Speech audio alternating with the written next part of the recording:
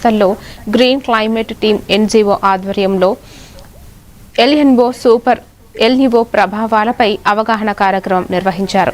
ఈ సందర్భంగా సంస్థ వ్యవస్థాపక కార్యదర్శి జేవీ రత్నం మాట్లాడుతూ శీతోష్ణ స్థితి మార్పులను తగ్గించేందుకు ప్రతి ఒక్కరూ మొక్కలు నాటి కార్బన్ ఉద్గారాలను తగ్గించి భూగర్భ జలాల పరిరక్షణకు కృషి చేయాలని పిలుపునిచ్చారు. కార్యక్రమంలో ప్రిన్సిపల్ సునీత, ఉపాధ్యాయులు, విద్యార్థులు పాల్గొన్నారు.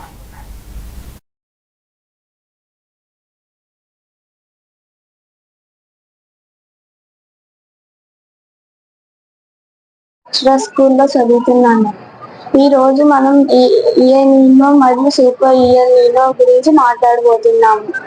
మన దేశంలో చెట్లు నాటడం వల్ల మన పర్యావరణాన్ని మనం కాపాడుకోవచ్చు. చాలా దేశాల్లో వాటర్ లేక అందరూ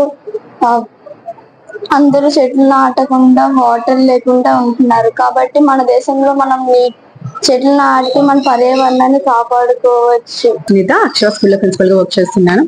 ఈ రోజు మా స్టూడెంట్స్ కి ఎల్నినో, సూపర్ ఎల్నినో అన్న టాపిక్ మీద దీని వల్ల ప్రభావాలు ఏంటి అని జేవీ రత్నం గారు క్లియర్ గా స్టూడెంట్స్ అందరికీ చెప్పడం జరిగింది. దీనివల్ల టెంపరేచర్స్ ఎంత ఇంక్రీజ్ అవుతుంది, మన ఫ్యూచర్ ఎంత డ్యామేజ్ అవుతుంది అన్న దాంట్లో చెప్తున్నారు. మనము ప్లాంట్స్ కానీ మన క్లైమేట్ కానీ మనం ఎలా కాపాడుకోవచ్చు అనే దాని మీద మొత్తం అంతా అవగాహన కల్పించారు. Thanks to Ratnam sir. Thank you so much. రోజు ఎల్నినో, సూపర్ ఎల్నినో వీటి వల్ల జరిగే నష్టం, కష్టం గురించి మనం మాట్లాడుతున్నాం. ఏదైతే శీతోష్ణ స్థితి వేడెక్కుతుందో దీనివల్ల ఇప్పటికే పశుపక్షాదులు చాలా వరకు నష్టపోవడం జరిగింది. పంటలు అనేవి చాలా వరకు దెబ్బతింటడం జరిగింది. ఈరోజు ఎల్నినో రావడం జరిగింది. ఈ ఎల్నినో వల్ల ఋతుపవనాలు రావడం, మనకి వర్షాలు పడటం, పంటలు పండడం అనేది చాలా కష్టం అంటున్నారు. ఇప్పటికే మన దేశంలో ముంబై నగరానికి 40 రోజులకు మించి తాగడానికి నీరు లేదు అనే పరిస్థితి ఏర్పడింది. చల్లడం, మైదానాల్లో చల్లడం, తీర ప్రాంతాల్లో చల్లడం ద్వారా ఎక్కువగా మొక్కలు పుట్టి పెరిగి మనకి ప్రాణవాయువును కాపాడే పరిస్థితి, కార్బన్ డైఆక్సైడ్ని తగ్గించే పరిస్థితి, శీతోష్ణ స్థితి వేడెక్కకుండా ఉండే పరిస్థితి కల్పించాల్సిన అవసరం ఉంది.